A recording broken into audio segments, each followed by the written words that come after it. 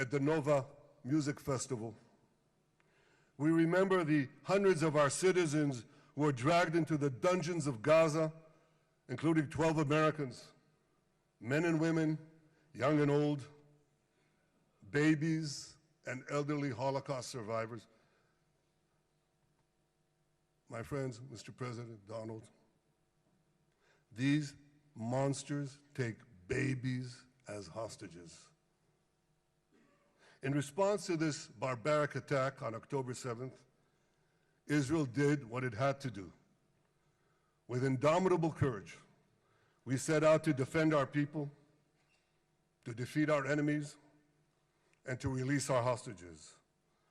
Our heroic soldiers fought like lions. They fought on the front lines of civilization and barbarism. Israel achieved amazing victories over Hamas and the entire Iran terror axis. Sinwar, Def, Hania, Nasrallah, Assad, they're all gone.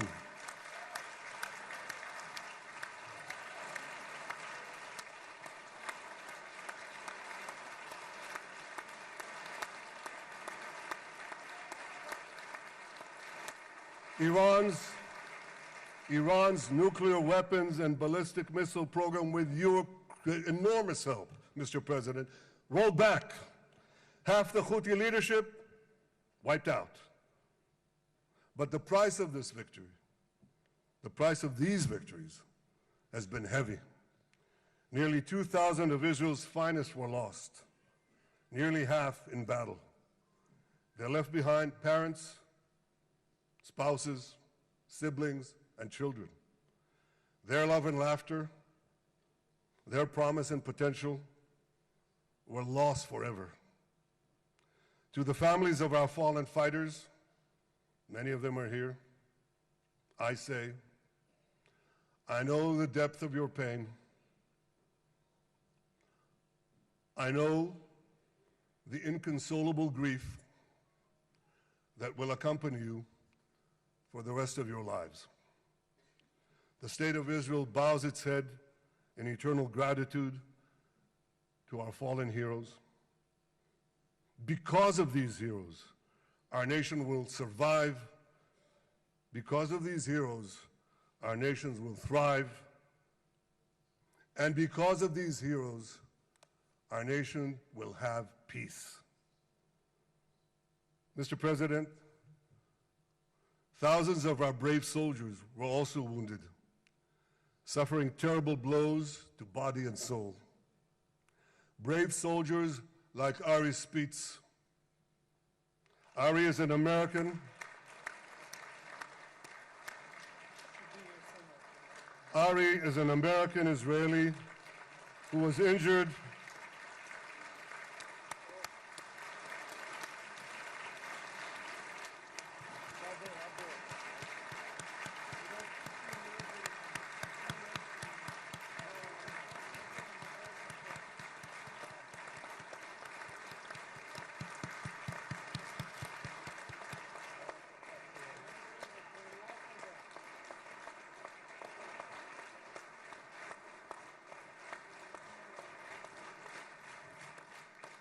Ari is an American Israeli who was injured in Gaza while searching for Hamas terrorists and weapons. 2 of Ari's comrades were killed in this action, and 10 were injured. Ari was presumed dead, but made a miraculous recovery despite losing 3 limbs. Ari, stand up for a minute alone. Stand up. There you go. There. Ari, you are the spirit of Joshua. You are the spirit of David. You are the spirit of the Maccabees. You are the spirit of Israel. I salute you. We all salute you.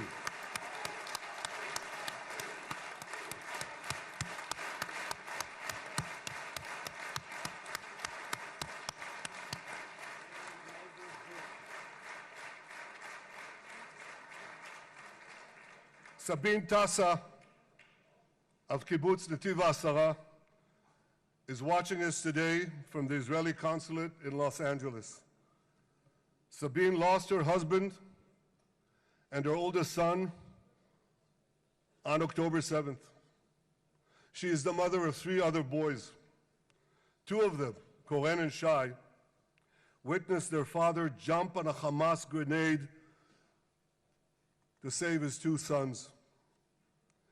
We all saw the film of those 2 boys crying out in pain, "Father is dead. Why? Why did God save me?" Mr. President, my friend Donald, I've seen some very tough things in my life. But I couldn't bring myself to watch those boys suffering again. So I didn't see this film except once. Yet Sabine, their mother, has had the strength and fortitude to show this film across the world. And my wife Sarah and I asked her, "Sabine, how do you do it?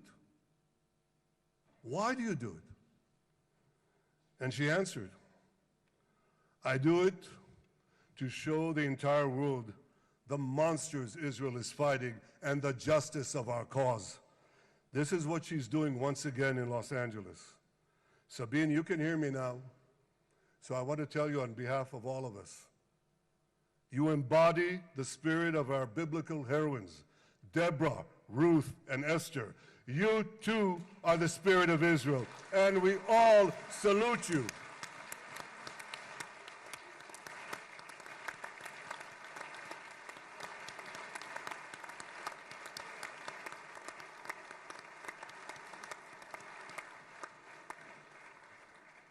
Mr. President, you asked me on our many conversations during the 12-day war with Iran, you asked me, how are the people holding up? And I said to you, our people are strong. Israelis are a nation of lions with unlimited resolve to defend our country and secure our future. The people give strength to our soldiers, and the people give strength to me and to my colleagues. The Jewish people have risen from the ashes time and again, but when we formed the State of Israel and the Army of Israel, we pledged never again would be defenseless against our enemies. And that resolute strength not only assures our survival, it assures our future, it assures peace. We have paid a high price for this war, but our enemies now understand just how powerful and just how determined Israel is. They understand that attacking Israel on October 7th was a catastrophic mistake. They understand that Israel is strong and that Israel is here to stay. And this, Mr. President, is the indispensable foundation of peace. Peace through strength. Ladies and gentlemen, this is a momentous day, a day of great joy as the remaining hostages come home. My wife Sarah and I have met with the hostage families many times. There were no words to describe their agony, only tears of bottomless sorrow and unimaginable pain. At the beginning of the war, I promised to bring all the hostages home. Today, with the indispensable help, the determined and focused help, the unremitting help of President Trump and his team, and with the incredible sacrifice and courage of the soldiers of Israel, we are fulfilling that promise.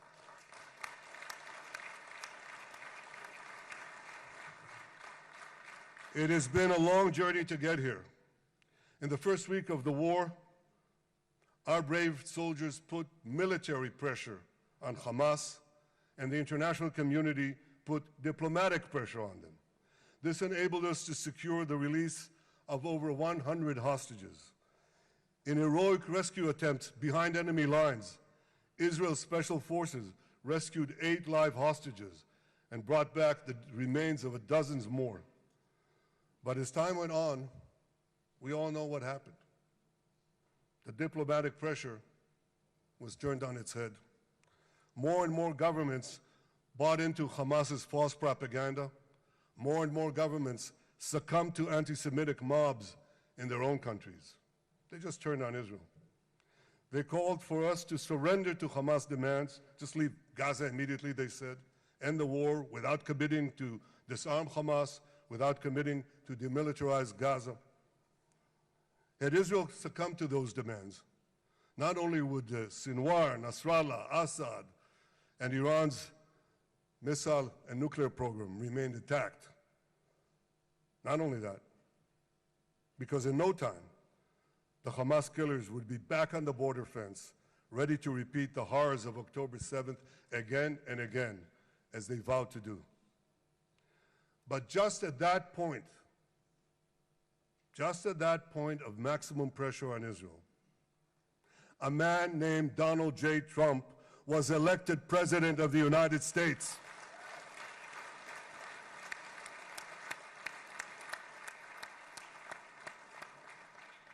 And ladies and gentlemen, overnight, everything changed. Everything. We felt it right here. Mr. President, thanks to your unequivocal backing of Israel, we secured a second hostage deal within weeks of your election. And in the months that followed, we worked closely together to forge a path to bring the remaining hostages home and end the war. End the war in a way that ensures the disarming of Hamas, the demilitarization of Gaza, and that Gaza would never again pose a threat to Israel. 2 months ago, you fully backed my decision to send the IDF into the last Hamas stronghold in Gaza City. You shared my view that this military pressure would help free the hostages. And despite all the criticism, all the naysayers, we were right. Hamas caved in. And 2 weeks ago, you succeeded in doing something miraculous. You succeeded in doing something that no one believed was possible. You brought most of the Arab world, you brought most of the world behind your proposal to free the hostages and end the war. I want to thank Steve Witkoff, Jared Kushner, and Ron Dermer for their great contribution to this effort.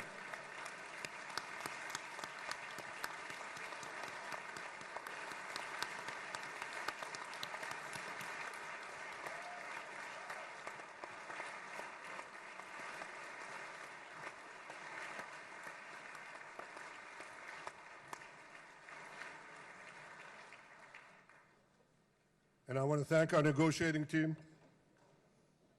I believe that the close cooperation between the two of us, between our two nations, combining Israel's military pressure and President Trump's unmatched global leadership.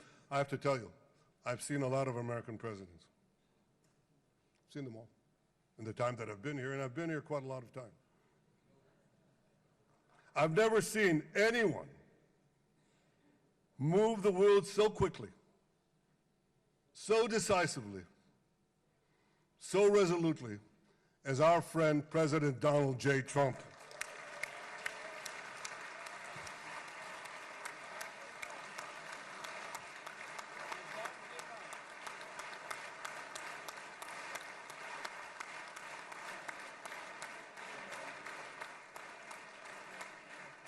With our military pressure and President Trump's global leadership, we achieved this historic moment. It's a moment of indescribable joy as our nation embraces our sons who are coming home. Mr. President, this week, Jews around the world are going to read the book of Ecclesiastes, Kohelet, in the Bible. The Bible has many miraculous moments. One of them was your decision to bomb Fordo. I think it was a pivot of history because it wasn't meant only to bomb Fordo. That action and your previous action of taking out Qasem Soleimani, the architect of death, I think that changed the balance of power in the world. You brought America back again to the driver's seat.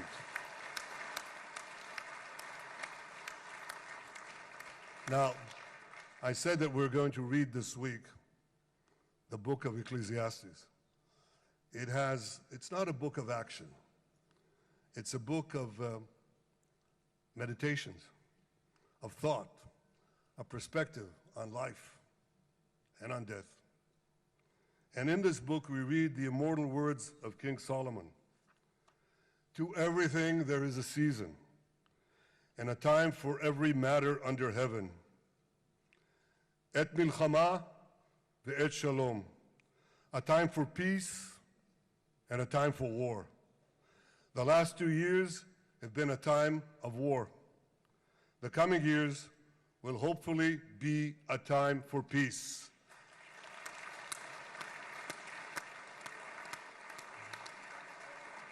Peace inside Israel and peace outside Israel.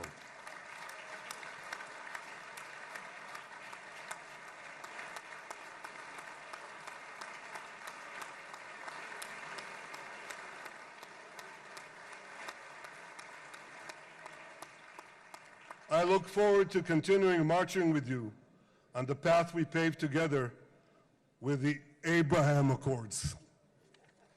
Under your leadership, we can forge new peace treaties with Arab countries in the region and Muslim countries beyond the region. Abraham's children will work together to build a better future, a future that will unite civilization against barbarism, light against darkness, and hope against despair. And my friends, I believe that with President Trump's leadership, this will happen a lot faster than people think.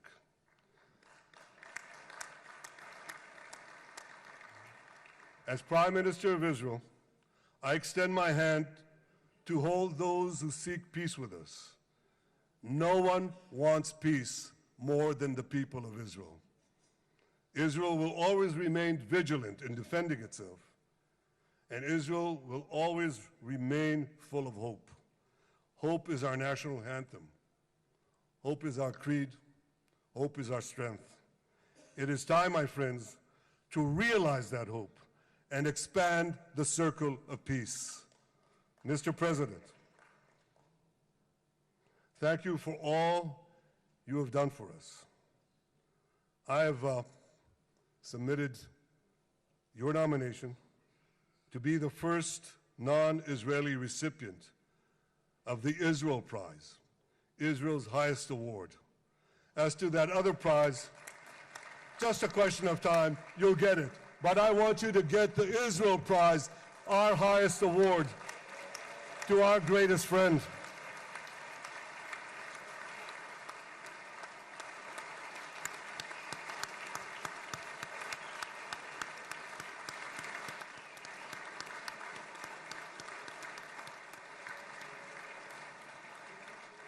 When others were weak, you were strong. When others were fearful, you were bold. When others abandoned us, you stood by our side. On behalf of the government and people of Israel, I thank you for your extraordinary friendship. Thank you for helping bring our hostages home. Thank you for supporting Israel's march to victory. Thank you for paving a path to peace. מכובדי נשיא ארצות הברית, ידידי דונלד, Honorary ברוך הבא President, לישראל, welcome to ברוך Israel. הבא לירושלים, Welcome to Jerusalem. ברוך הבא ביום המרגש הזה, Welcome to שהחיינו this וקיימנו exciting day והגיענו that לזמן brought הזה. us to this day.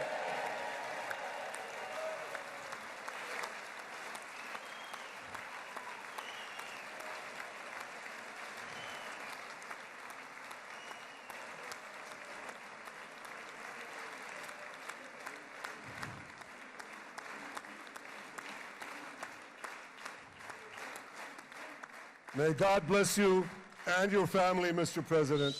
May God bless America. May God bless Israel. And may God bless the covenant between our two promised lands. Thank you, Mr. President.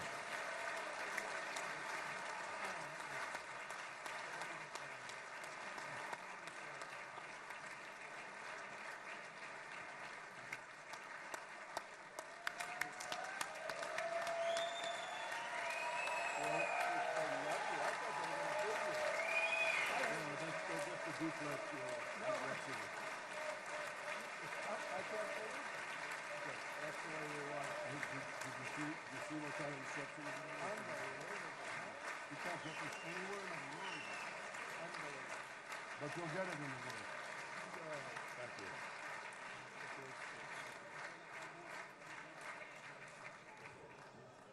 The president. Where?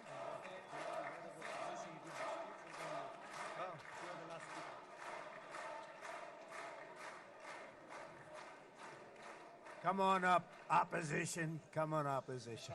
Yeah. Okay.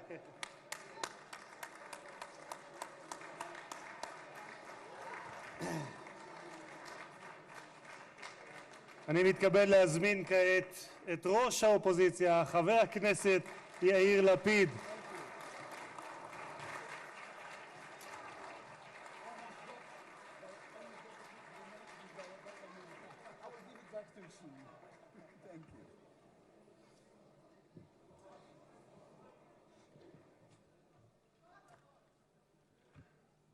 Mr. Speaker, members of Knesset, ministers, President Herzog, Prime Minister Netanyahu, distinguished guests, Your Excellency, President Trump. For 2 years, we waited for this moment. 2 years of sleepless nights, 2 years without air in our lungs. Our eyes are filled with tears today, our hearts are filled with gratitude, our children are coming home.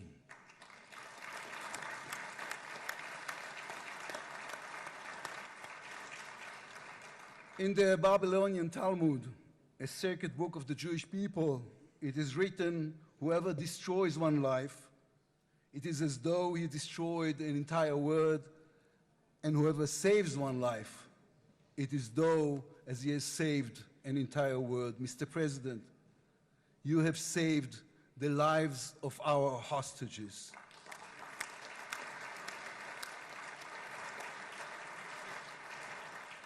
But you saved so much more. You have saved the souls of the bereaved whose loved ones now will be brought home for burial. You have saved thousands of soldiers who will now not fall in battle. And you have saved millions from the horrors of war. You have saved more than one life, and each life is an entire world. This is a historic moment, and a reminder that history is shaped by people. It is shaped by those who know the past, but have the vision to change the future. When you were elected, you declared that you would be the president of peace. You have kept your word. The fact that you were not awarded the Nobel Peace Prize is a grave mistake by the committee. But they will have no choice, Mr. President. They will have to award it to you next year.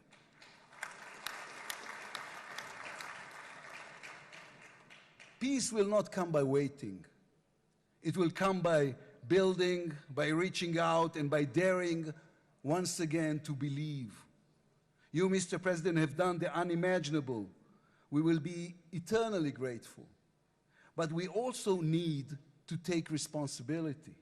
The destiny of Israel will always be written by the people of Israel. We must now prove ourselves worthy of what has been achieved.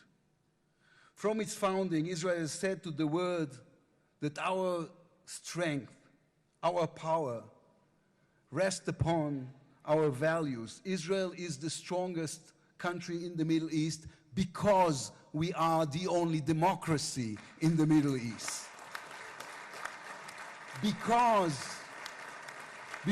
we believe in the principles laid in our Declaration of Independence, which says Israel will ensure complete equality of social and political rights to all its inhabitants, irrespective of religion, race, or sex. It will guarantee freedom of religion, conscience, language, education, and culture. It will safeguard the holy places for all religions. Those are our values. That is who we are as people, as a country. Our neighbors must understand one more thing about us. We are not going anywhere. The Middle East is our home. We are here to stay. Our story did not end in the Bible. It began there. It continues in our laboratories and universities, in our innovation hubs. Hamas, Hezbollah, Iran, and the Houthis, they all read the wrong intelligence reports. The real intelligence report on Israel's intentions is found in the book of Genesis. And I will give you and your descendants after you the land of Canaan for an everlasting possession. We call upon the nations of the Islamic world, on all our neighbors, Saudi Arabia, Syria, others. We are here to stay. We can do great things together. Come and talk to us. Mr. President, you are the one who can make it happen as you did with the historic Abraham Accords. Then too, no one believed it was possible. Then too, you imposed your vision on everyone.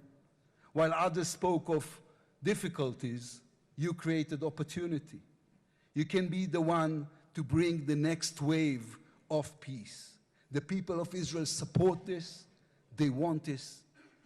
We are ready.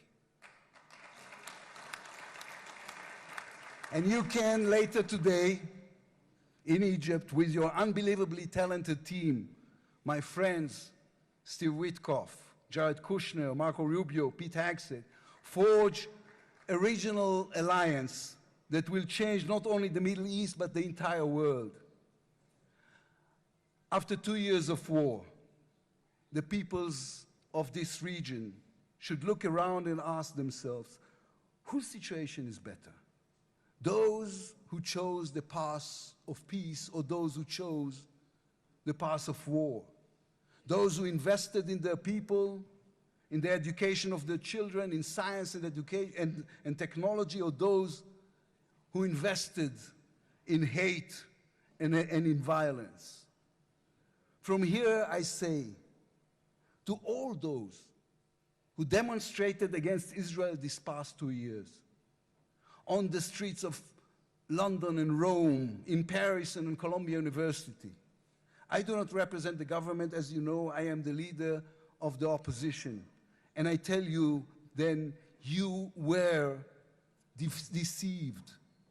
You were deceived. Propaganda experts, funded by terror money, manipulated you. Now that the war has stopped, you have time and a chance to go and learn the facts. The truth is, there was no genocide, no intentional starvation.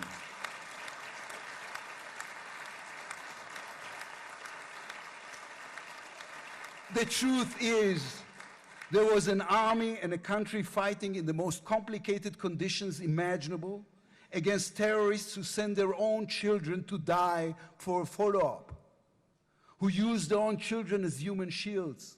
The truth is that the democratic state was attacked by a fanatical terrorist organization. 1,200 people were killed in one day, women were raped, babies were burned alive. And all that, on all the while, they played with your minds, selling you the absurd idea that supporting Islamic terror is somehow a liberal value. There is good and evil in this world. When you stand with Hamas, you stand with evil. When you stand with Hezbollah, you stand with evil. When you stand with the Iranian regime, you stand with evil. When you stand with Israel, you stand on the side of justice.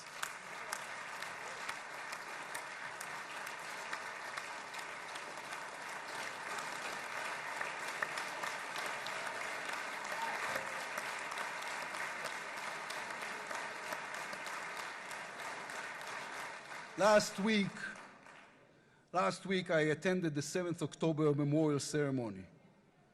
An inspirational woman called Galit Dan spoke on stage. Galit had a daughter, Noya, a 13-year-old girl who was autistic like my daughter.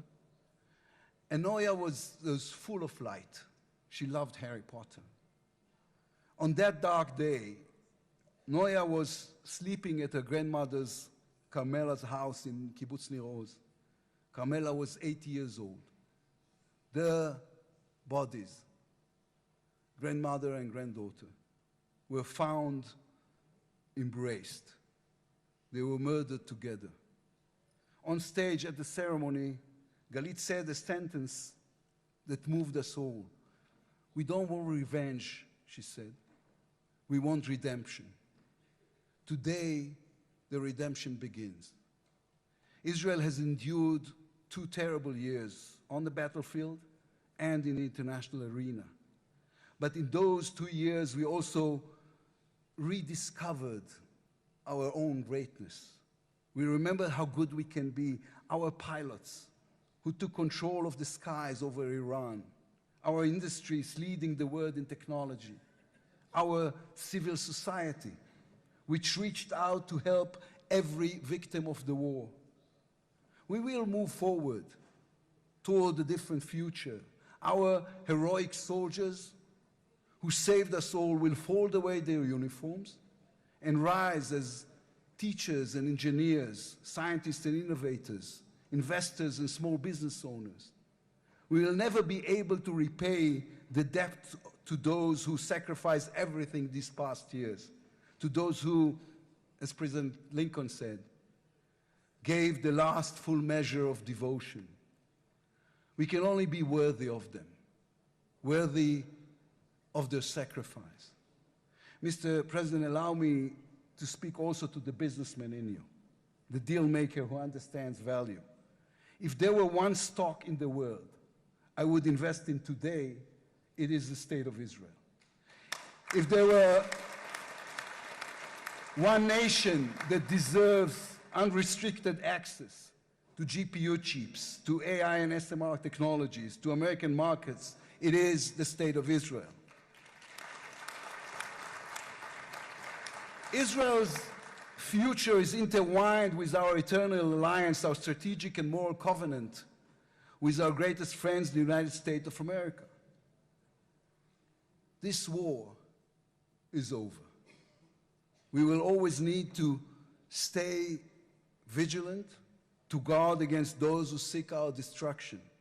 But the state of Israel is about to reinvent itself. The challenges ahead demand not only strength, but a new vision. It's time to take a new path, to be a nation that is advanced and thriving and peace-seeking. We have waited for this moment, for the end of the war, for the return of the hostages, for the chance to rechannel our grief and loss into the energy needed to rebuild our nation. Thanks to you, Mr. President. Thanks to our soldiers, our lions. Thanks to the millions of great Israeli patriots who filled the streets and the square and never, not for one moment, gave up on the hostages.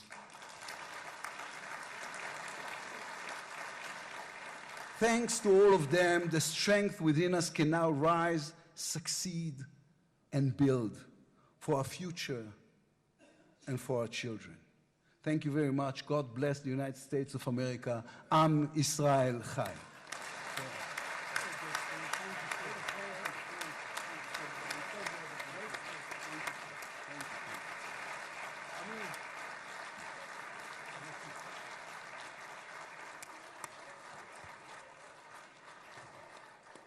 אני מודה לראש האופוזיציה, I would like to thank the ועכשיו, head of the opposition. members of the Knesset. Members of the It is Knesset. now my distinct honor to invite the President of the United States of America, His Excellency Donald J. Trump, to address the Knesset.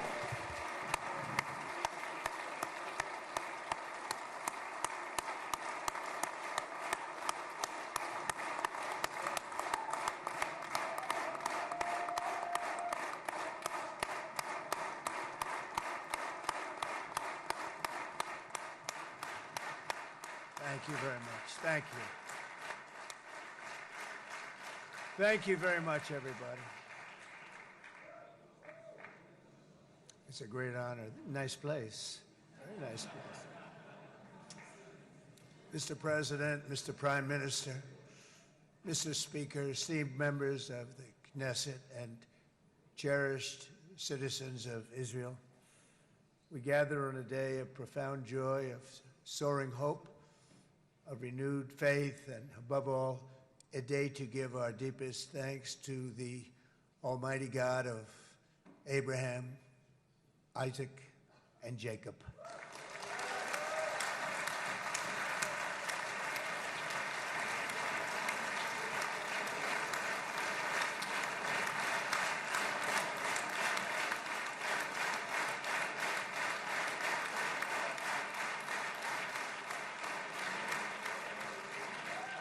After 2 harrowing years in darkness and captivity, 20 courageous hostages are returning to the glorious embrace of their families, and it is glorious. 28 more precious loved ones are coming home at last to rest in this sacred soil for all of time.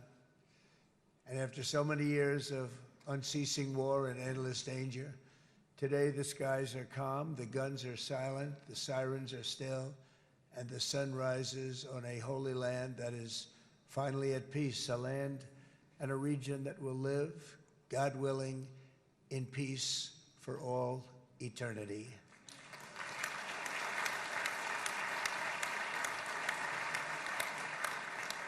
This is not only the end of a war, this is the end of an age of terror and death, and the beginning of the age of faith and hope and of God. It's the start of a grand concord and lasting harmony for Israel and all the nations of what will soon be a truly magnificent region. I believe that so strongly. This is the historic dawn of a new Middle East. I want to express my gratitude to a man of exceptional courage and patriotism, whose partnership did so much to make this momentous day possible. You know who I'm talking about. There's only one, Prime Minister Benjamin Netanyahu. Bibi, please stand up.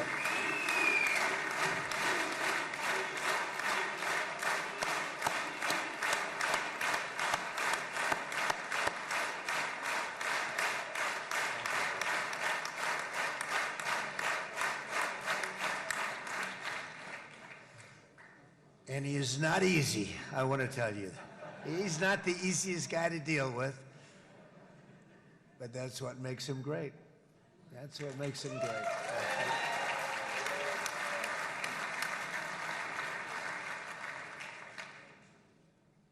Thank you very much, baby.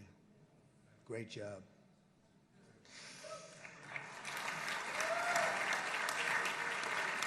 And let me also convey my tremendous appreciation for all of the nations of the Arab and Muslim world that came together to press Hamas to set the hostages free and to send them home. We had a lot of help. We had a lot of help from a lot of people that you wouldn't suspect, and I want to thank them very much for that. It's an incredible triumph for Israel and the world to have all of these nations working together as partners in peace. And it's pretty unusual for you to see that, but it happened in this case. This was a very unusual point in time, a brilliant point in time. Generations from now, this will be remembered as the moment that everything began to change, and change very much for the better. Like the USA right now, It will be the golden age of Israel and the golden age of the Middle East. It's going to work together. I'd like to thank several great American patriots for their invaluable help in getting something done that almost everyone thought was absolutely impossible. We were wasting our time. So many people said, "You're just wasting your time." But we weren't, because we had talented people working with us, and we had people that loved your country, and frankly, people that loved the region. They loved the Middle East. I want to thank my friend Steve Witkoff.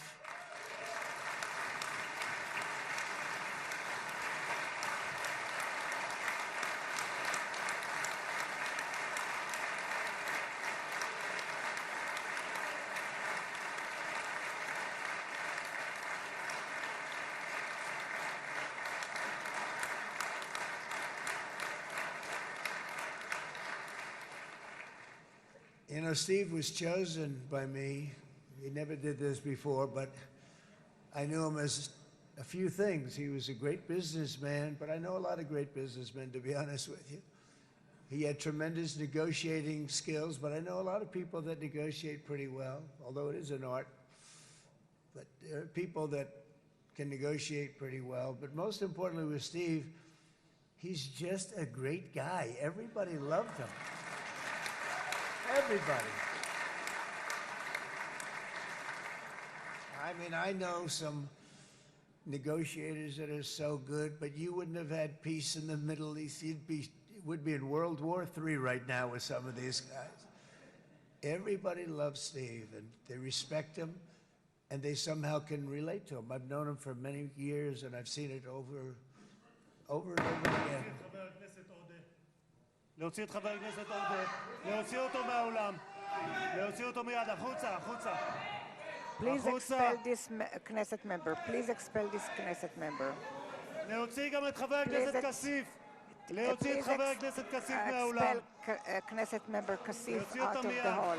Please expel him immediately.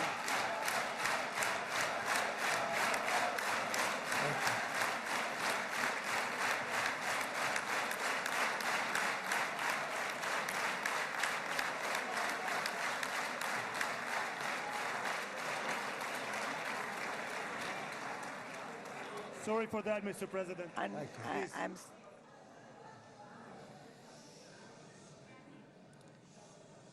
That was very efficient.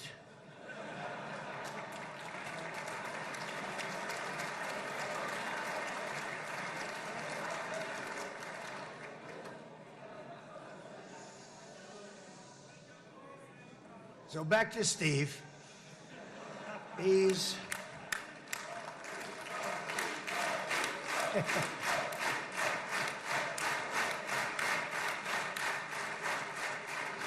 But I tell one story because he was so involved, and then we called in Jared. We need that brain on occasion. We got to get Jared in here. We got to get a certain group of people. But Steve started this all by himself. I call him Henry Kissinger, who doesn't leak.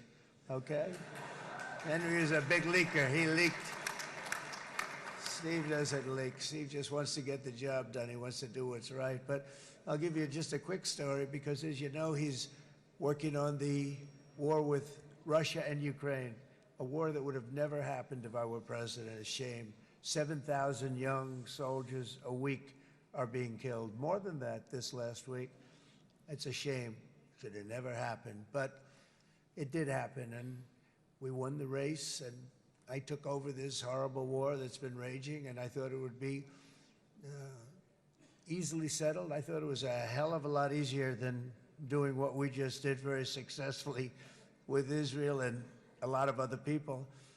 But this came first, and we'll get that one. But I set up a meeting for him to meet with President Putin, thinking it would be a 15 or a 20-minute meeting. Steve had no idea about Russia, had no idea about Putin too much, didn't know too much about politics, wasn't that interested. He was really good at real estate, but he had that quality that I was looking for, and I didn't see it around in too many ways. And I set up the meeting with Putin, and I called. I said, is Steve finished yet? That was about a half an hour into the meeting. No, sir, he's not. He's still inside. This is in Moscow. I said, well, how's he doing? I don't know, sir. He's still inside. I called up an hour later. Let me speak to Steve. Sir, he's still with Putin. He's with President Putin. I said, wow, that's a long meeting, 1 hour. I called up an hour later. He was still with Putin. 3 hours later, he was still with Putin. 4 hours later, he started to get the word that he was going to be coming out soon. And in 5 hours, he came out. I said, what the hell were you talking about for 5 hours? And he says, just a lot of interesting things. We're talking about a lot of interesting things, including what he went in there for, but you can't talk about it for 5. You can talk about it for a certain period of time, and you know what you're getting. But that's a talent. That's a talent, where you can do that. Most people I'd send in, number one, they wouldn't be accepted. Number two, if they were, the meeting would last 5 minutes, and that's what happens with Steve. Everybody loves him. They love him on this side, they love him on the other side, and he really is. He's a great negotiator because he's a great guy. So thank you very much, Steve, very much.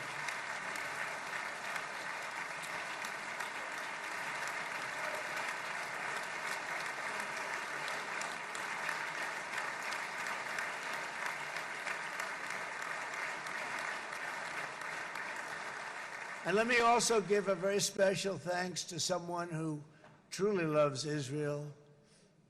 In fact, loves it so much that my daughter converted. My daughter converted. I didn't know this was going to happen. And Ivanka's here.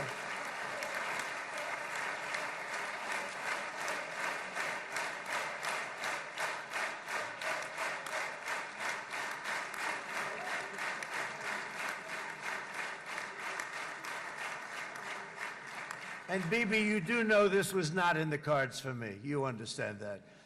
And she is so happy, and they are so happy. At least I think they're happy. If they're not, we have a big story, right? No, they have a great marriage, and they get along great. They're best friends. They have a very special relationship. But Jared has been so helpful. He really did something very special. He established the Abraham Accords with a group of very wonderful people. I like calling it the Avraham Accords, because people that, right? Avraham. It's so cool. It's so much sort of nicer, you know? The Abraham versus the Avraham.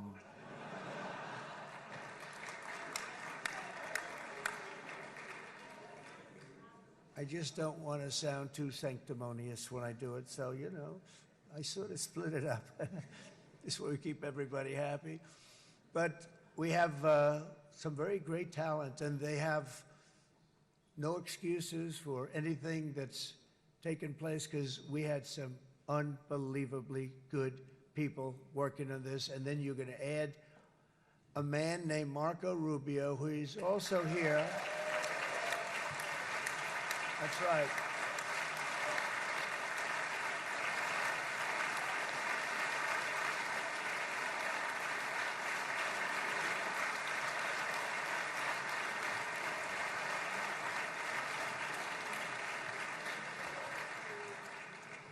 And I have a prediction that Marco will go down, I mean this, as the greatest Secretary of State in the history of the United States. I believe that. I believe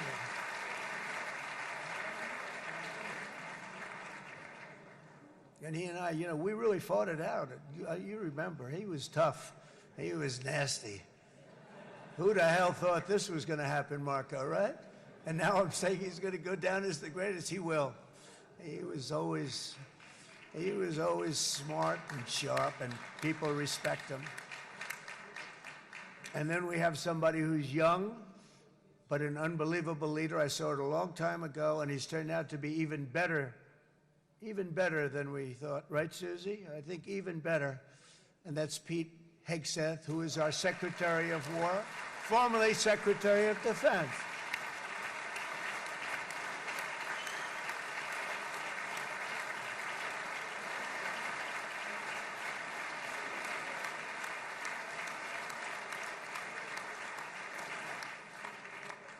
And as you know, we decisively won World War I.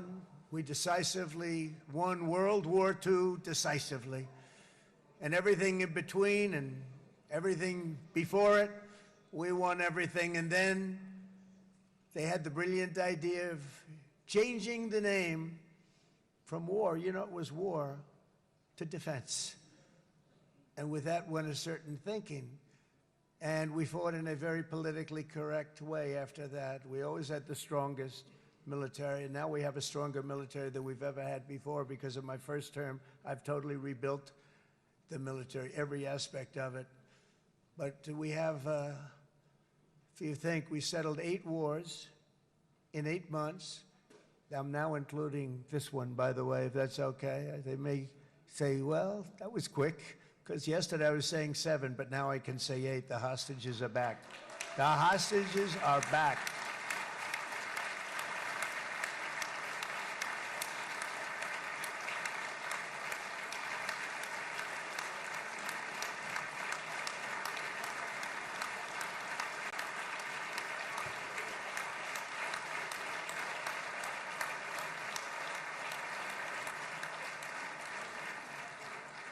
It is a good feeling. Isn't that nice to say? You know, I just said the hostage, first time I said the hostages are back. It feels so good to say it. But when you settle 8 wars in 8 months, that means you don't like war. Everyone thought I was going to be brutal. In fact, I remember Hillary Clinton during a debate, she said, look at him, he's going to go to war with everybody. And actually, she said, he's got a personality that's all about war. No, and my personality actually is all about stopping wars, and it seems to work. It seems to work. But it also means this name change and our attitude that we're not going to go into a war, but if we do, we're going to win that war like nobody has ever won a war before. We will not be politically correct, but we're not going to be there. And I think, you know, as you mentioned, Bibi, before, peace through strength, and that's what it's all about. The United States has the greatest and most powerful military in the, right now, history of the world. I can tell you we have weapons that nobody's ever dreamt of. I only hope we never have to use them. I rebuilt the military. I was proud to do it, but some of the things I hated to do. I hated certain of the weapons because the level of power is so enormous. It's so dangerous, so bad. But we have to do what we have to do. We make the best weapons in the world, and we've got a lot of them. And we've given a lot to Israel, frankly. And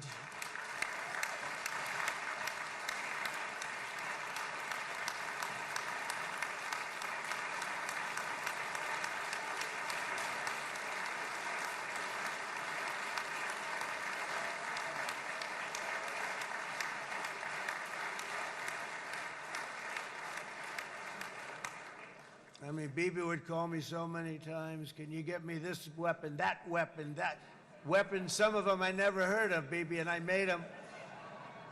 But we'd get them here, wouldn't we? And they are the best. They are the best.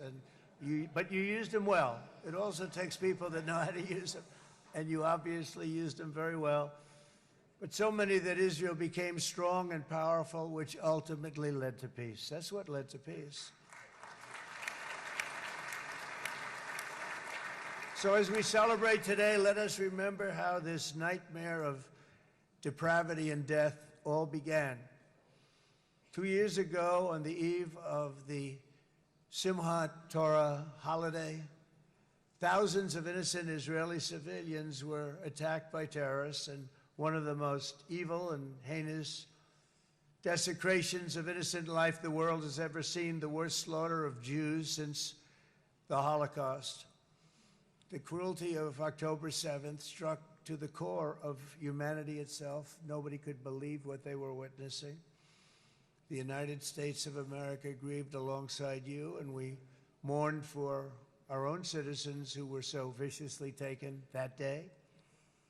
And to all the families whose lives were forever changed by the atrocities of that day, and all of the People of Israel, please know that America joins you in those two everlasting vows: never forget and never again.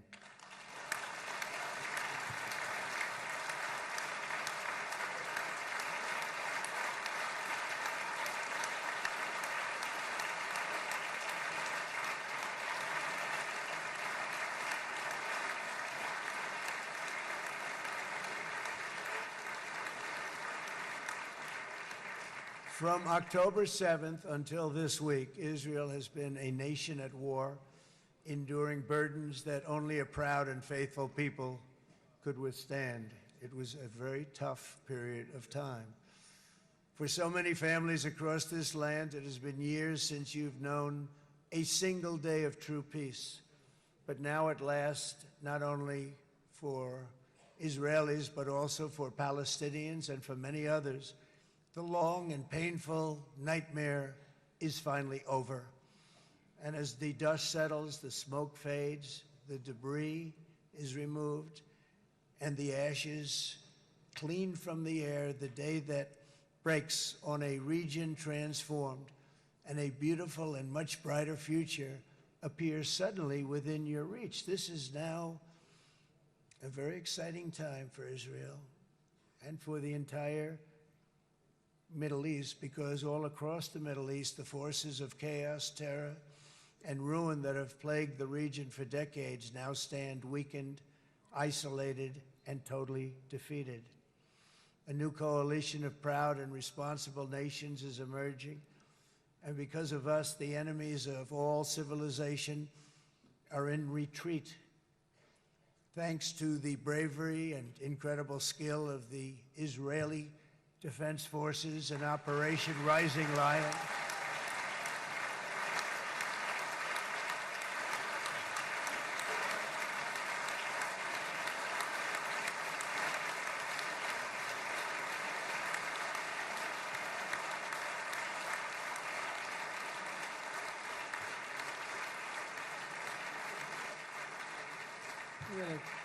That's central casting. Let's put him in a movie. Look at him.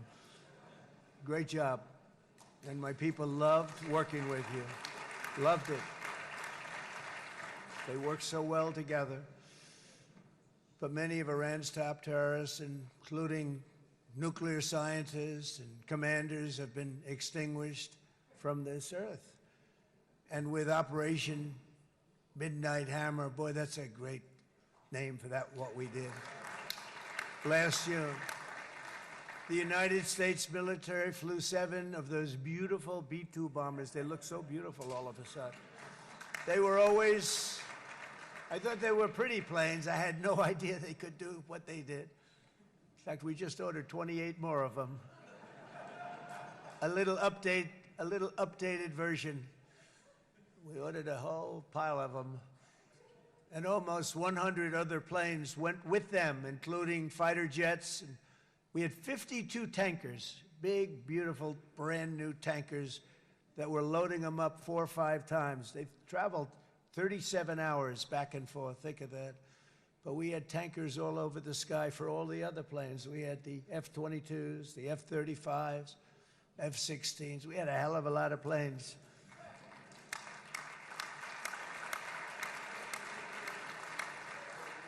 So we had 52 gas stations in the sky. That's what they call them. I'll tell you, I wouldn't want to be flying one of them. We have our great General Raisin Cain right here. General, stand up. This guy. What a general. Thank you.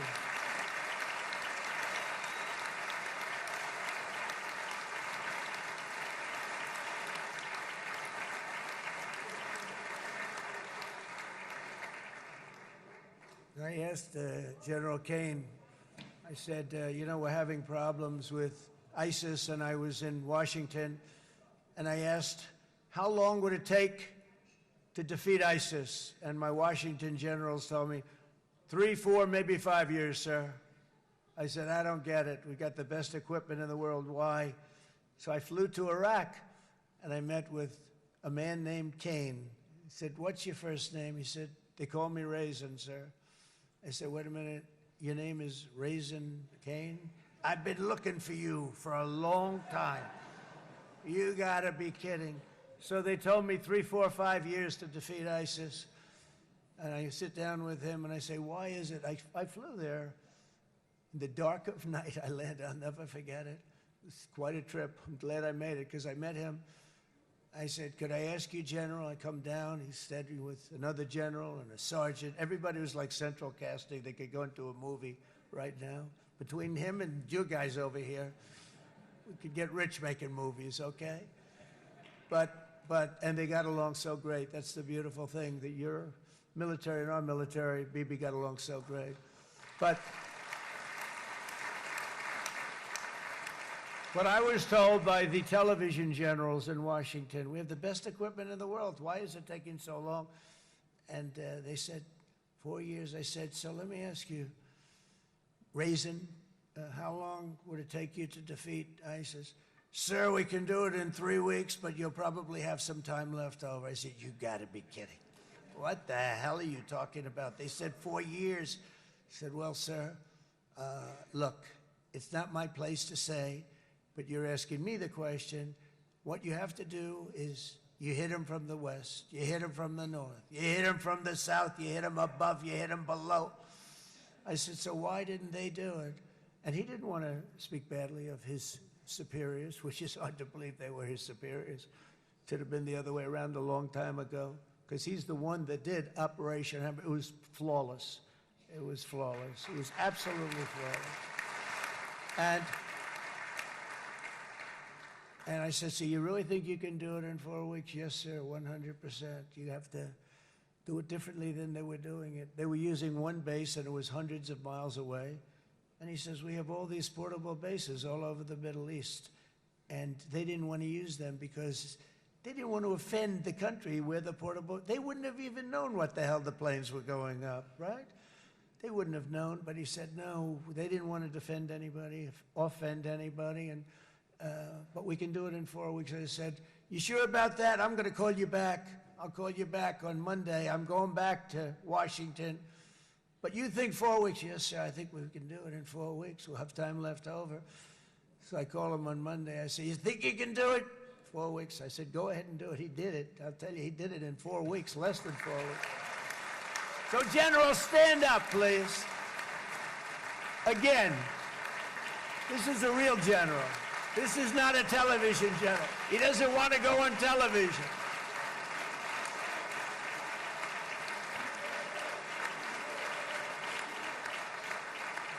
He doesn't want to go on television. I said the other guys love being on television. So we dropped 14 bombs on Iran's key nuclear facilities, totally, as I said originally, obliterating them. And that's been confirmed, and everybody understands it. Together we stopped the #1 state sponsor of terror from obtaining the world's most dangerous weapons. And if you think about it, if we didn't do that, and assuming we made the same deal that we have today, there'd be a dark cloud over this deal. And #1, it wouldn't happen because the other Arab and Muslim nations really wouldn't feel comfortable making the deal that we have now, right? If Iran had that nuclear weapon that they were about 2 months away from having. They would have had it in 2 months or maybe less than that. They were right at, this was our last shot. They looked at it for 22 years. This was our last shot. The pilots told me that. They said, 22 years, sir. They looked at it. Our predecessors looked, they studied it. 3 times a year would do drills on that exact attack. And boy, did they get it right. But let's assume they didn't, and let's assume there was large-scale nuclear weapons in the hands of Iran. We couldn't be here today. Even if we signed the deal, which we couldn't do because a lot of people would not want to have anything to do with it, we took a big cloud off of the Middle East and off of Israel.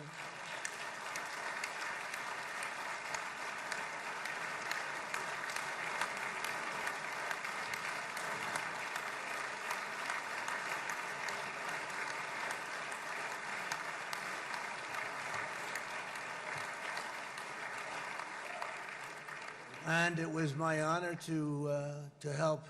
But it isn't it true, though, that can you imagine the same let's assume, Bibi, the same documents, we had everything the same, but you had somebody out there that was, in the opinion of everybody, all-powerful in the Middle East. They took a big hit, didn't they? Didn't they take a big hit? Boy, oh boy. They got hit from one side, from the other. And you know, it would be great if we could make a peace deal with them. And I think that's big. Would you be happy with that? Wouldn't it be nice, I think? Because I think they want to. I think they're tired. Somebody said, sir, they're starting their nuclear program again. I said, let me tell you something. They're not starting anything. They want to survive. The last thing they want to do is start digging holes again in mountains that just got blown up and start. They're not doing it. They want to survive, okay? But I think we have a chance. Steve, you, and I think Jared, come on, I'll call you back for another one. We always bring Jared when we want to get that deal closed. We bring Jared, but Steve, you and Jared and the General and Pete and Marco, you'll get that deal done easy. I think that'll be easy. But first we have to get Russia done. We got to get that one done. If you don't mind, Steve, let's focus on Russia first, all right? We'll get it done. In Lebanon, the dagger of Hezbollah, long aimed at Israel's throat, has been totally shattered. My administration is actively supporting the new president of Lebanon in his mission to permanently disarm Hezbollah's terror brigades. He's doing very well. And build a thriving state at peace with its neighbors, and you're very much in favor of that, I know, and it's good things are happening there, really good things. And with this week's ceasefire, we've achieved the most challenging breakthrough of them all, the most challenging breakthrough maybe ever. I mean, I've never seen anything like it. I've been involved in a lot of success. I have never seen anything like what's going on today all over the world. People are dancing in the streets, not just in Israel. They're dancing in the streets of countries that would have never danced in the street about what's happening today. They're dancing in those streets. So this long and difficult war has now ended. You know, some people say 3,000 years, some people say 500 years, whatever it is. It's the granddaddy of them all. And in an unprecedented achievement, virtually the entire region has endorsed the plan that Gaza will be immediately demilitarized, that Hamas will be disarmed, and Israel's security will no longer be threatened in any way, shape, or form.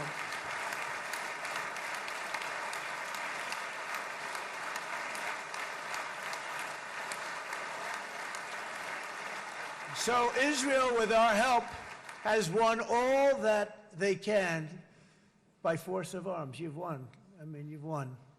Now it's time to translate these victories against terrorists on the battlefield into the ultimate prize of peace and prosperity for the entire Middle East. It's about time you were able to enjoy the fruits of your labor. Mr. Opposition Leader. I said he's a very nice opposition leader. I think, no, he's a nice man. Bibi, he's a nice man.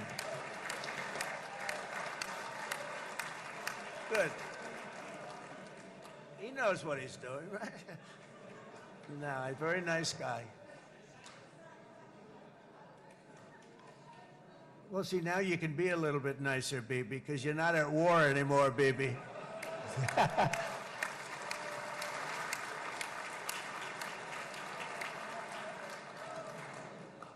But only by embracing the opportunities of this moment can we achieve our goal of ensuring that the horrors of recent years will never happen again. You don't want to have to go through this again.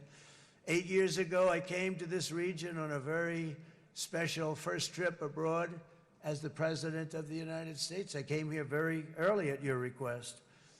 I addressed the leaders of the Arab and Muslim world gathered in Saudi Arabia and said that it was time to build a future free of the grip of extremism and terror. And interestingly, right now, as soon as I'm finished, I'm quite late. You've kept me quite late between opposition leaders and Bibi's brilliant but very long speech. I thought I was going to run up here, make a speech, and then head to Egypt. It didn't work out, though. And you made a pretty long one, too, sir.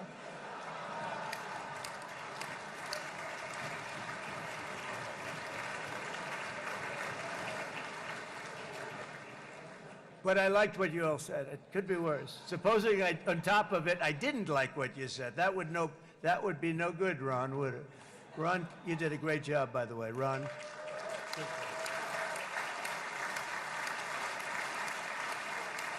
Yeah.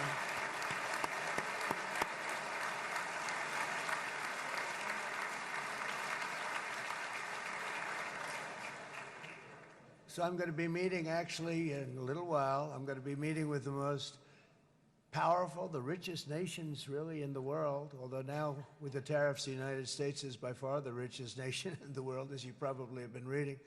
But the richest nations, most powerful nations, you know, tremendous, headed by some tremendous people in many cases. Some cases I wouldn't say necessarily I would endorse, but I will tell you, some incredible people that really helped us make this all possible. So I'll be going there. I'll be quite late.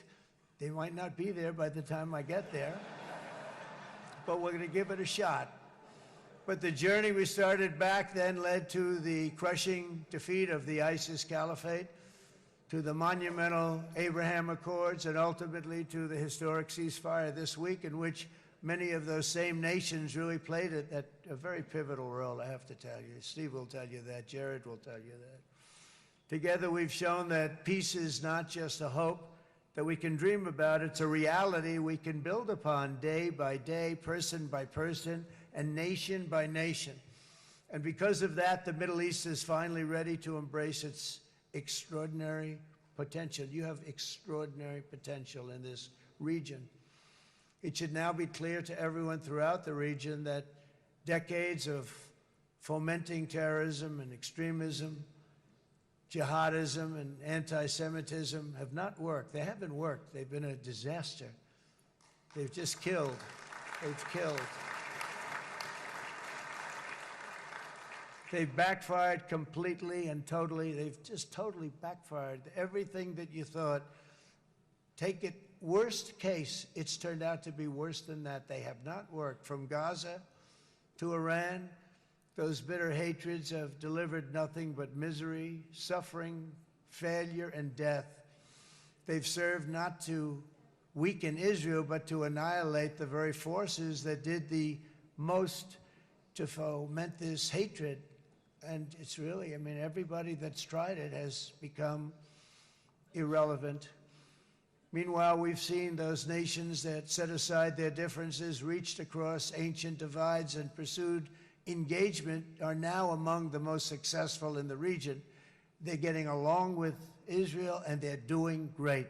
And I can tell you the 4 nations that joined the Abraham Accords early on, and you'd all be doing me a favor, and I'm going to be saying this in a little while to some other friends, would love you all to, is this right, Jared? Join up in the Abraham Accords. We have to join up and get together. You can have that whole thing filled out. We had a very weak administration, worst president in the history of our country by far. And Barack Obama was not far behind, by the way.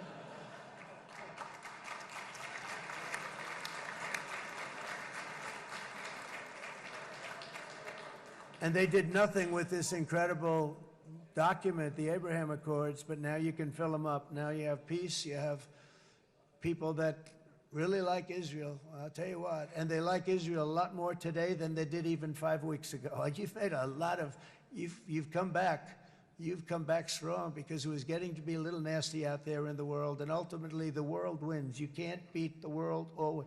I would say to Bibi, it's now time, and he understood it better than anybody, because ultimately, you know, the world's a very big place.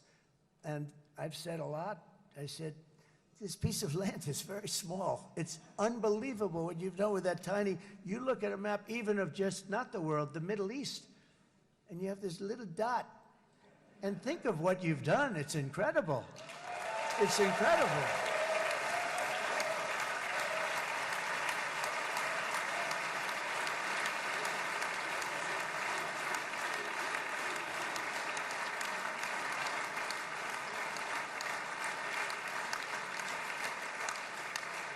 But the world is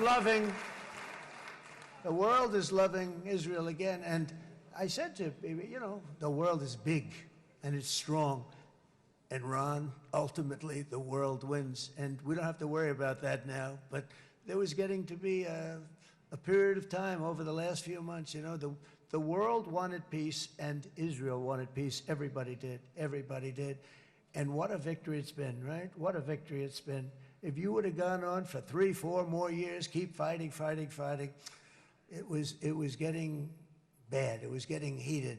The timing of this is brilliant. And I said, Bibi, you're going to be remembered for this far more than if you kept this thing going, going, going, kill, kill, kill. It would be it would not be the same. And I just want to congratulate you for having the courage to say, that's it, we've won, and now let's enjoy our lives and let's rebuild Israel and make it stronger and bigger and better than it's ever been before. You're going to do that. Took a lot of guts. And the choice for Palestinians could not be more clear. This is their chance to turn forever from the path of terror and violence. It's been extreme, to exile the wicked forces of hate that are in their midst. And I think that's going to happen. I've met some people over the last couple of months that want to see it happen very much. And after tremendous pain and death and hardship, now is the time to concentrate on building their people up instead of trying to tear Israel down. We don't want that to happen again. And the total focus of Gazans must be on restoring the fundamentals of stability, safety, dignity, and economic development so they can finally have the better life that their children really do deserve after all these decades of horror. I intend to be a partner in this effort in the sense that we're going to help and we're going to do something that became unbelievably popular. Everybody wants to be on it. It's called the Board of Peace, okay? How about that? Is that a beautiful name? Like a Board of Peace.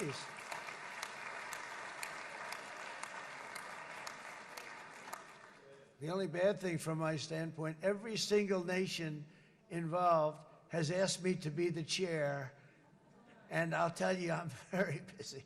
I didn't count on that, but you know what? If we do it, we'll do it right. And we have unbelievable power and wealth, because you're going to need wealth. You're going to need wealth to rebuild things, and they have wealth like few people have wealth. I want to thank the Arab and Muslim nations for their commitment that they've made to support a safe rebuilding of Gaza and beyond. I have many Arab countries, very wealthy countries, that came up and said, we'll put up tremendous amounts of money to get rebuilt, to rebuild Gaza. And I think that's going to happen. The power, they want dignity, they want to come forward and they want to say, and I want to say who they are, because what they're doing is going to be, I think, something that you're going to be very impressed with, Bibi. And you need that. You need the kind of economic power that they have, and they want to see it work.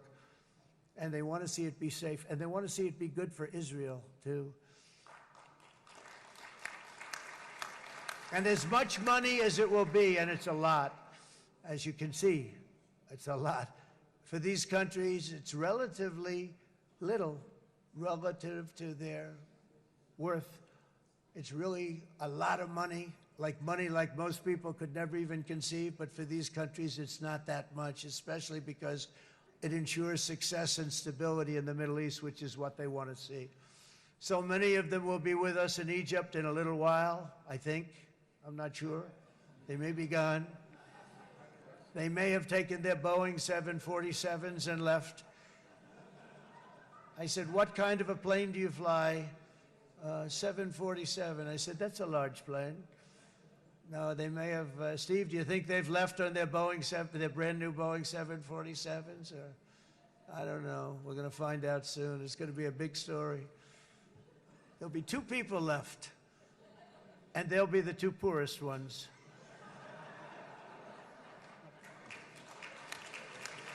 But it will be the wealthiest and most powerful group of nations. So the group that we have assembled, that's waiting for us, is the wealthiest and most powerful group ever assembled at one time. There has never been a group like this. And they're only looking for good. They want good. They're going to do good. And as those commitments are made, I'm going to let the world know who's doing it, because they really deserve to get the credit. And some of them probably won't want the credit, but they deserve it. It's more obvious than ever that the productive and responsible nations of this region should not be enemies or adversaries. You should be partners and eventually even friends, and that's what's going to happen. I know it. Together you can stand against the forces of chaos. Yeah, you go ahead. That's an important point.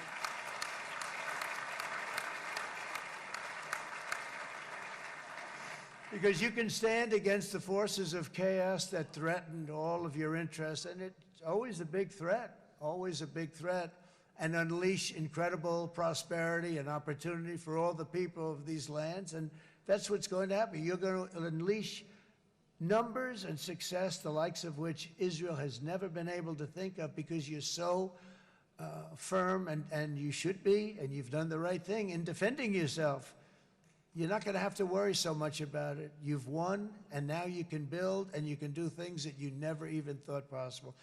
When you put that genius into doing something else, it's going to be something it's going to be a miracle. The miracle in the desert, it's going to be amazing. And it already is in a true sense.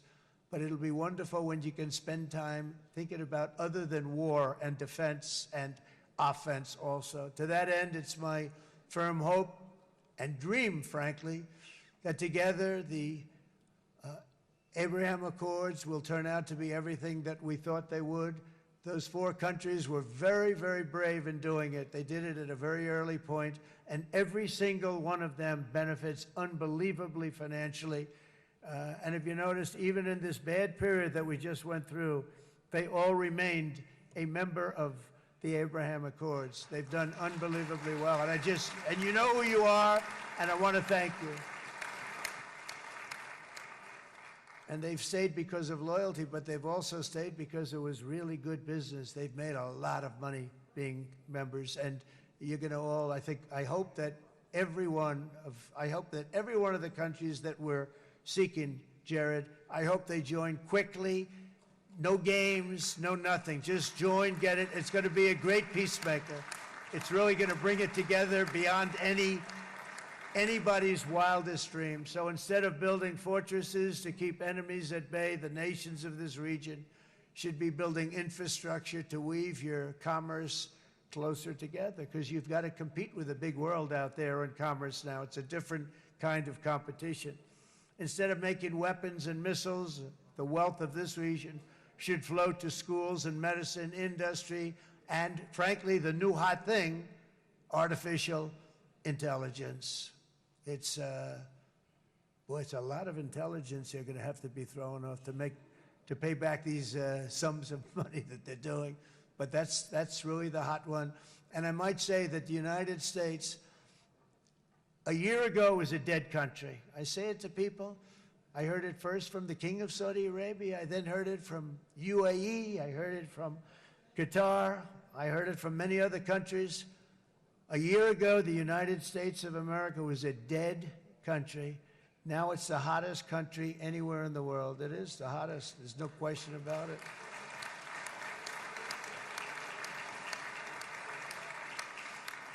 In fact, if you go back a year ago, before the election, although once we had November 5th, we became hot because people got it. I would say November 5th was a time that we became really hot. But once you go back a couple of years, if I were in charge and the country was doing what they were, nobody was going to ask me to speak. Nobody asked Joe Biden to come up and speak, I guarantee you that. And if they did, he would have turned them down, I promise you. He didn't speak. He didn't speak, and he didn't speak well. But all of the countries in the Middle East, it could have, what we're doing now, it could have happened a long time ago, but it was strangled and set back almost irretrievably by the administrations of Barack Obama and then Joe Biden. There was a hatred toward Israel. There was an absolute hatred. The setbacks really started when President Obama signed the Iran nuclear deal. This was a disaster for Israel, and it was a disaster for everyone. And I remember that Bibi Netanyahu came to the United States and worked so hard to try and get Obama not to do that deal.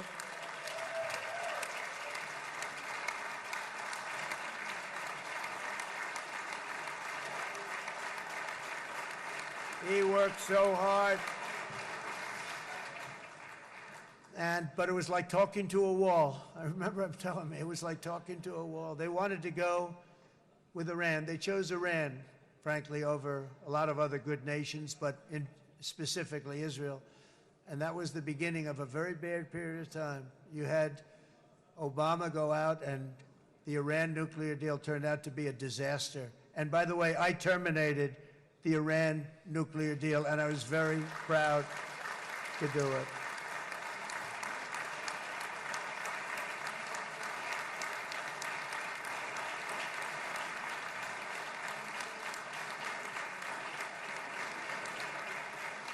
Yet even to Iran, whose regime has inflicted so much death on the Middle East, the hand of friendship and cooperation is open. I'm telling you, they want to make a deal.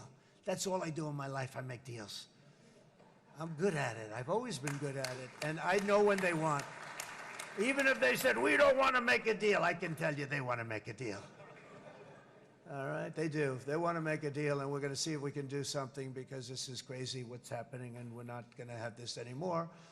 Neither the United States nor Israel bear the people of Iran any hostility. We merely want to live in peace. We don't want any looming threats over our heads, and we don't want to even think in terms of nuclear destruction. It's not going to happen, never will happen. There's nothing that would do more good for this part of the world than for Iran's leaders to renounce terror, stop threatening their neighbors, quit funding their militant proxies, and finally recognize Israel's right to existence. They have to do that. They have to do that. And to Iran, and as you know, this is not said out of weakness. There's no weakness. But I'm going to say this, that we are ready when you are, and it will be the best decision that Iran has ever made. And it's going to happen. It's going to happen. And they're good people. I know a lot of Iranians in the United States. They're good people, smart, hardworking people. They don't want to see what's happened to their country. The story of fierce Israeli resolve and triumph since October 7th should be proof to the entire world that those who seek to destroy this nation are doomed to bitter failure. The state of Israel is strong, and it will live and thrive forever.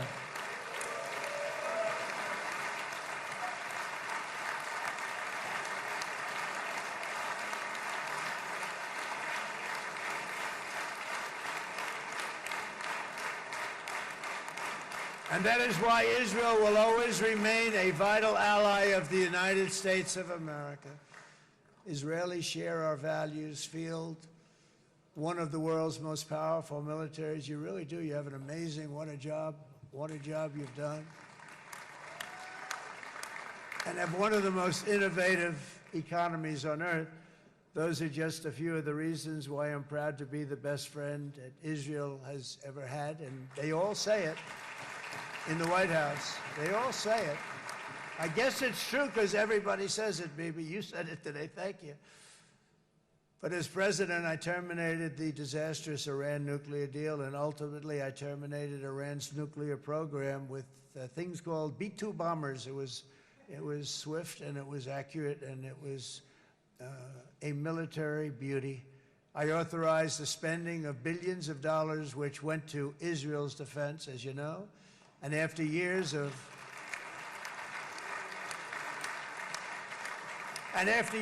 broken promises from many other American presidents, you know that, they kept promising. I never understood it until I got there. There was a lot of pressure put on these presidents. It was put on me too, but I didn't yield to the pressure. But every president for decades said, we're going to do it. The difference is I kept my promise and officially recognized the capital of Israel and moved the American embassy to Jerusalem.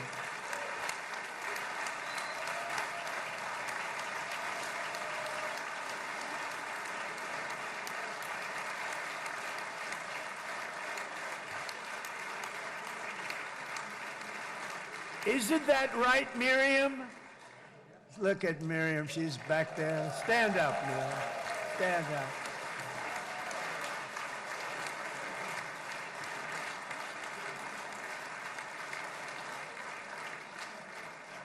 Miriam and Sheldon would come into the office. They'd call me.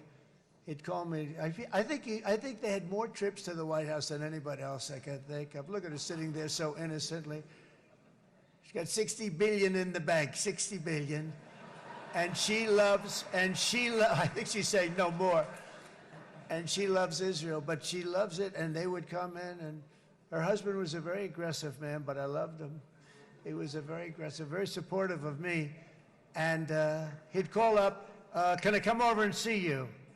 I say, Sheldon, I'm the President of the United States. It doesn't work that way. He'd come in and we would do. But they were very responsible for so much, including getting me thinking about Golan Heights, which is probably one of the greatest things to ever happen to Israel.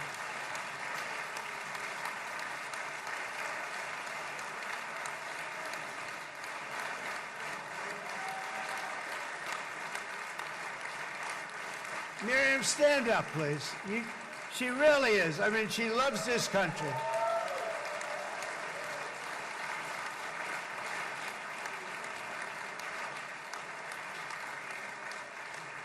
She loves this country. Her and her husband are so incredible. We miss him so dearly. But I actually asked her, I'm going to get her in trouble with this, but I actually asked her once, I said, so Miriam, I know you love Israel. What do you love more, the United States or Israel? She refused to answer. That might mean Israel, I must say. We love you. Thank you, darling, for being here. That's a great honor.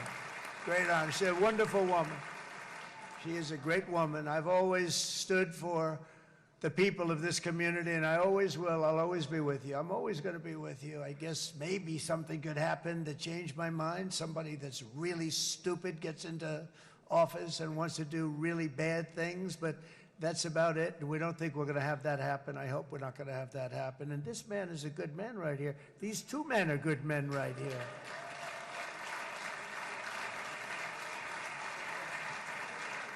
Hey, I have an idea. Mr. President, why don't you give him a pardon? Give him a pardon. Come on.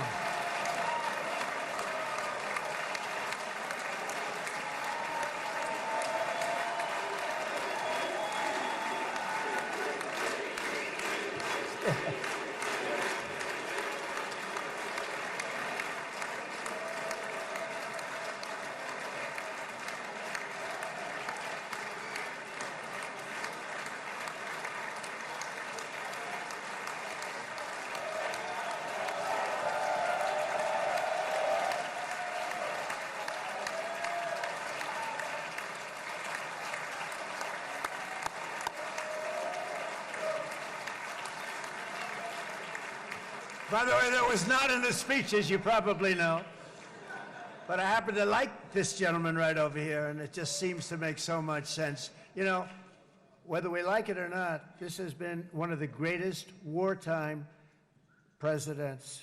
This has been one of the greatest wartime presidents. And cigars and champagne, who the hell cares about that?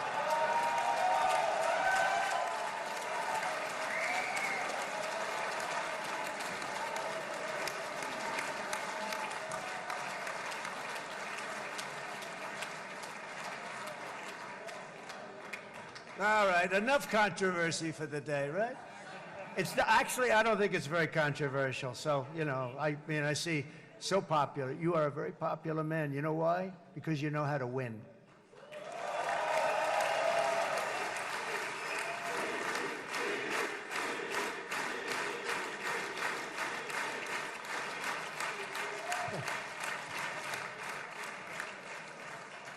Over the past 2 years, I've met many of the families of the Israelis taken hostage and those that were taken hostage. Unbelievable. I've looked into their eyes. I've seen the worst nightmares of their suffering, but I've also seen something else, the beautiful love of the people, the love of People, frankly, that hold things together, the love that gives you the courage to carry on through thousands of years of persecution and repression, and to emerge with the heart of David.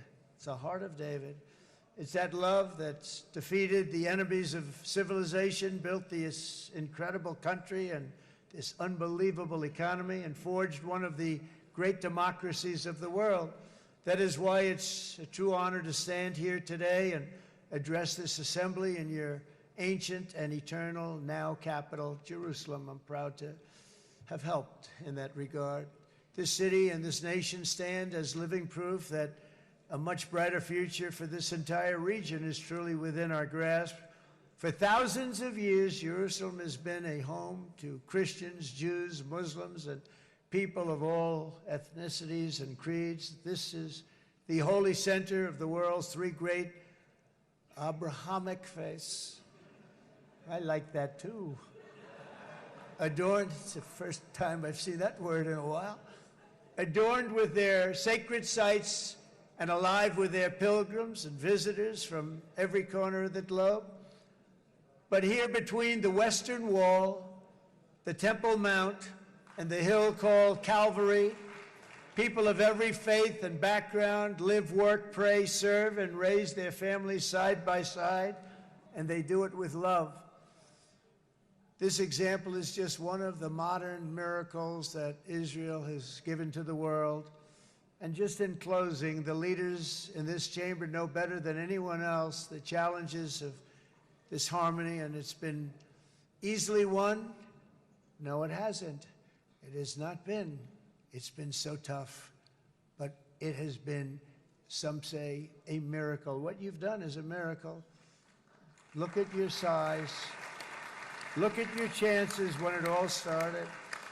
And you know, if you think about it, you are safer today, stronger today, and more respected today than at any time in the history of Israel. Think of it.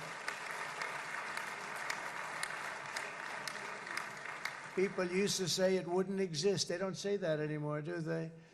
Yet if safety, security, and coexistence can thrive here in the winding alleys and ancient paths of Jerusalem, then surely peace and respect can flourish among the nations of the broader Middle East. The God who once dwelled among his people in this city still calls us, in the words of Scripture, the turn from evil and do good, to seek peace and pursue it. So he still whispers truth into the hills and knolls and valleys of his magnificent creation, and he still writes hope into the hearts of his children all over the world. And that is why even after 3,000 years of pain and conflict, the people of Israel have never given up from the threats of Zionism, from all sorts of threats. You want the promise of Zion. You want the promise of success and hope and love and God. And the people of America have never lost faith in the promise of a great and blessed future for all of us. From the very first day that modern Israel was founded, we have stood together through thick and thin of setbacks, and through victory and defeat, through glory and heartache. We have built industries together. We have made discoveries together. We have confronted evil together, and we have waged war together, and perhaps most beautifully of all, we have made peace together. And this week, against all odds, we have done the impossible and brought our hostages home.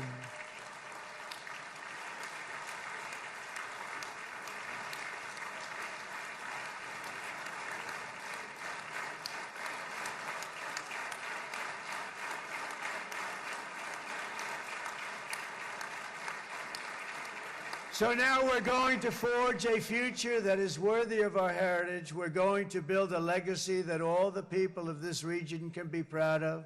New bonds of friendship, cooperation, and commerce will join Tel Aviv to Dubai, Haifa to Beirut, Jerusalem to Damascus, and from Israel to Egypt, from Saudi Arabia to Qatar, from India to Pakistan, from Indonesia to Iraq, from Syria to Bahrain, Turkey to Jordan.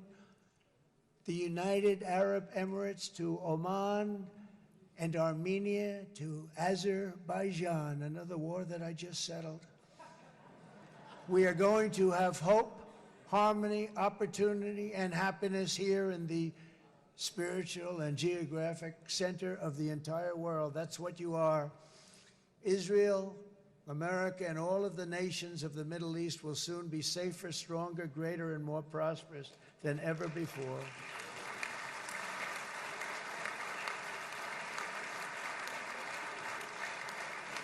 And I want to thank you all once again for this exceptional honor. This has been truly an honor. It's seldom that a president is invited to do this.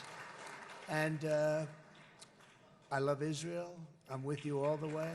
You will be bigger, better, stronger, and more loving than ever before. Thank you very much. God bless you. God bless the United States of America. And God bless the Middle East. Thank you, everybody. Good luck.